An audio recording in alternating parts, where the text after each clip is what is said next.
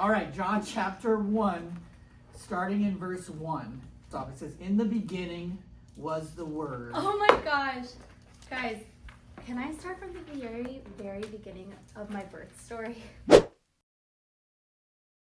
So my water broke, okay? And I was at Chili's. It was horrible. The poor waitress was there and she had to. Anyway, so Micah, we rushed to the hospital. Okay, I get a little too much info. Okay, so in that scene we just watched, Carly is what we call the oversharer. And you know these people in your group, you may have had them where they just like to share a little too much and it makes the discussion awkward and you're like, how do I handle this? It's actually quite easy, but it takes some leadership on your part as the leader. And that is not to cut them off quite in the middle, but after they share it, you can be like, okay, that's great. I would love to talk with you after group about that, or even after group. Go up to that person who likes to share a little too much and be like, hey, I love that you feel enough honesty and trust with us that you're able to share those things. But there are some time and place things that, like, when you're sharing so much, it does feel a little uncomfortable. And it's a tough conversation to have, but if you do it afterwards, one-on-one, they will understand. But always do it out of love. Always let them know that you love to hear their oversharing, and they can do that with you as your group leader one-on-one after group. But during group, we really want to try to stay on topic. So in verse 2, it says, he was with God in the beginning. So this word he, do you think that's referring to Jesus? Okay.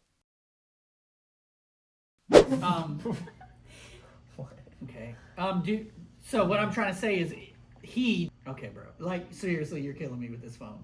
Oh, sorry. Okay, cool. All right. In this scenario, if we're honest, we've all been this person. The person being distracted. And usually it's your phone. It's like the top distraction. So one of the things I love to do in my group is I ask my group members to actually put their phones on silent, put them away. I get it. Like, my group, we have kids. And so if something happens, we want to be there for that. But I just say up front, and it's always good to set those boundaries, set those guardrails up and expectations so your group knows, hey, we can't let our phones distract you. And so making that up front, hey, everybody put your phones on silent, notifications only, or whatever you want to do. That way they can watch them in case something happens with their children. But other than that, we're not going to be scrolling Instagram or being distracted by fantasy football or anything like that. Even though I do get distracted by that a lot. Sorry. Verse 1 again. In the beginning was the Word, and the Word was with God. I have a question. Like, when we're talking about the beginning, do you ever think, like, is the earth flat? Dude, I've been thinking about that. I have Really? so many documentaries you have to watch. It doesn't make sense. It's I crazy. mean, Next week for small group, we should, like, watch the documentary. Dude, we should watch right now. After, yeah. we can go to lunch somewhere. Yes. As long as it's not the Chili's for sure. Or Cava. Or Panera. Or Catalina Vera. I got diarrhea, all of those places. Oh, I my got diarrhea.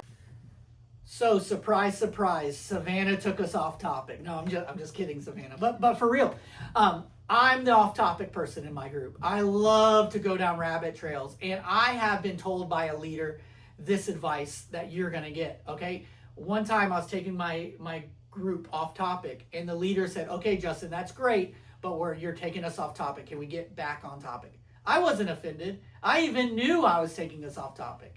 But I thought it was fun, but the leader was like, hey, no, let's stay on topic. And so we stayed on topic. It was that easy.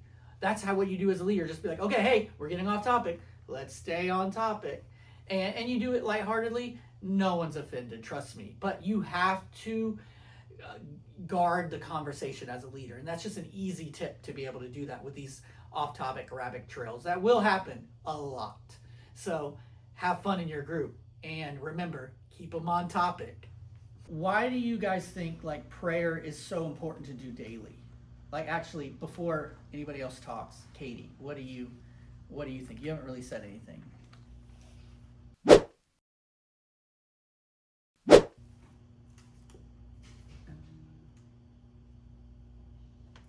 Don't worry, Katie. I always have an answer.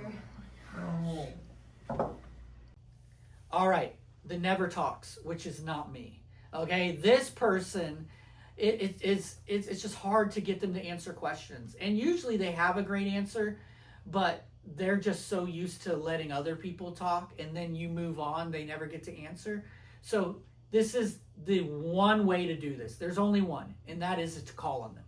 Be like, hey, Joe, what do you think? And then quiet and let them answer. Give them time. It's just how they think, how they process. You have to call on them directly, or they will be more than happy to be quiet the whole time. And what's crazy is at the end of the group, they will think group went great. And because they didn't have to talk, but you need to get them to talk, at least for one answer. Another way, though, to do it too is to call on everybody for one question and be like, hey, I want everybody to answer. And let them be halfway through or at the end of the line so they have time to think through their answer. That works as well. But you have to call on them or they're just not going to talk. There is another tactic, and that is what we keep saying, and this is why it's so important to build relationships with people in your group, is afterwards just be like, hey, I think that your answers are great. And because they may not be confident in what they're saying. And so you need to encourage them and be like, hey, what you've shared with me outside of group is great. These things, like, you have so much insight. Would you be willing to share that with the group and maybe even put up a time, like, hey, next week I'm going to ask this question. And would you be willing to share? Because I know you went through this with your whatever the situation is. And that will be a great opportunity where they are prepared, they know, and they might be willing. They just think that their answers aren't that great, which actually they are. All right, if you got your Bibles, open up to John chapter 1, and we're going to start reading in... Here, let me show you where John chapter 1 is. If you just go right here, and if you just sometimes you just gotta know it, and if you like practice every day, you'll get there. Sorry, I believe, yeah. That's X. You'll figure it out. So there are situations, as you've seen in this group, where you have that type of personality that they think they can fix everybody's problems. And maybe they can, who knows? But the fact is, group isn't about fixing things. Group is about growing closer to Jesus, growing with one another as a group, building relationships. And somebody like this will shut down your group so fast. So the key to handling this situation, number one, set expectations at the beginning of your group season. Being like, hey, here's sort of the guidelines of our group. And one of those rules you could set up is, hey, we're not here to fix people's problems, okay? Especially not in the middle of group. We're not going to stop to try to fix somebody's relationship issue or their marriage or their kid issues. That's great to talk afterwards, but like in the middle of group, if there's somebody who's constantly trying to fix things, really people aren't going to stop sharing what they're going through because they don't want this person to try to fix them. And so set those expectations up at the front end. But also, if you see this as consistently happening, you're going to have to talk to this person afterwards and be like, hey, I love that you care so much for the people and you want to help fix them. But hey, this isn't the time or place to do that.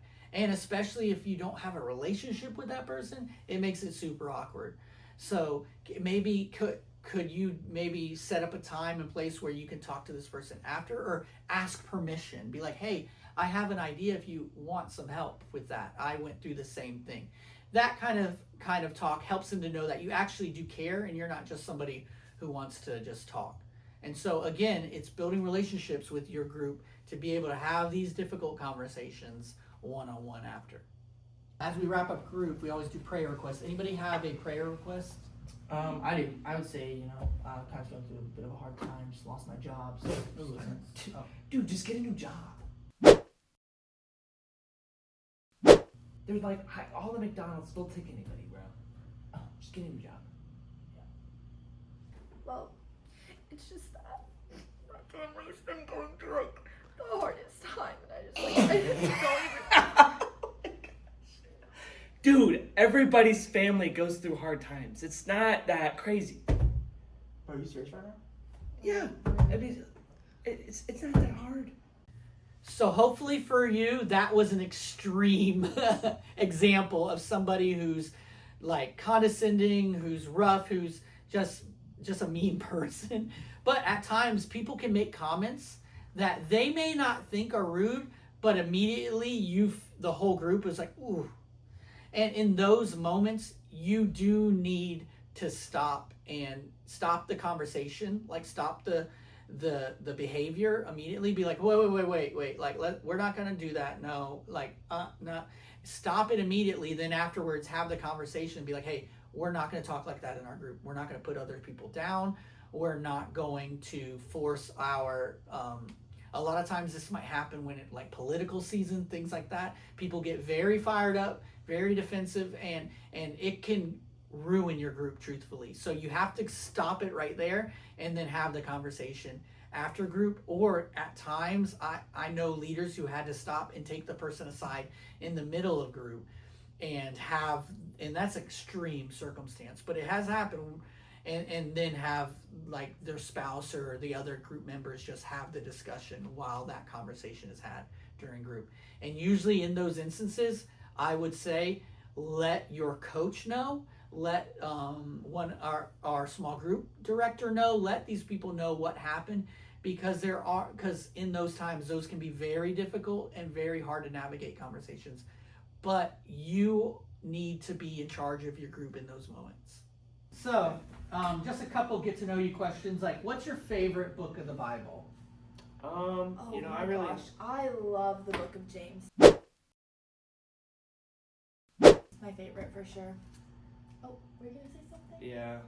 I think for me personally, No, this week like- I have to get this out. Like, God's really been working on me a lot lately. Like, I was going through a really hard time, but, the more that I've come to this Bible study and been reading my Bible every day, like, God's been really working on my heart. And What do you guys do throughout the week to like keep your faith strong, to keep connected to Jesus? What do you think? Like for me, I Well, make sure to. I've been thinking about this a lot. Like, I've been really trying to strengthen my faith. A lot of different things that I've been doing, like obviously reading my Bible. And, I've been praying a lot more each morning. And the first thing that I do is I pray and I thank God for all the things that He's given me, all the things that He's doing in my life, and, just those kinds of things. Did I say something? So in this situation, you have those people who love to answer questions. They probably, it goes all the way back to elementary school, where they're the ones who are always raising their hand, knows the answers, wants everybody to hear their answer. And truthfully, that person probably should be leading a group. But if we're honest, these people are in our groups, and it can be hard because you have people who have great answers but never can answer because that person is consistently talking all the time. So here's the easiest tactic to be able to handle this situation. Either A, call on other people by name, so you totally avoid them at all. So they're like, oh, wait, my name wasn't called. Be like, hey, Sarah, what do you think? Hey, Joe, what do you think? Or what you can do, and I do this, but you have to have a close relationship with this person. So you can't do this on the first day. But as you get to know them more and more and more, I'll be like, hey, anybody else have an answer other than Allie? And then you look at them and smile and be like, Allie's your answers are great, but let's hear what the rest of the group has to say. And you, again, do it lighthearted. And then after group, you can even check on them, be like, hey, I was just joking, but I needed other people to answer. And maybe you can even talk to that person after group, be like, I love that you answer all the time. And I love that you help our group to have conversation, but can you help me figure out a way to get the other people to answer?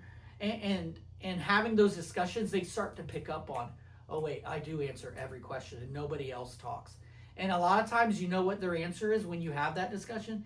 They will say, well, nobody else talks. That's why I constantly answer, because it's just, but help them to understand quiet is good, because some people need some time to think and they're waiting for you to answer because they might be introverted. Who knows? But have those conversations, be lighthearted and loving, and your group will go great.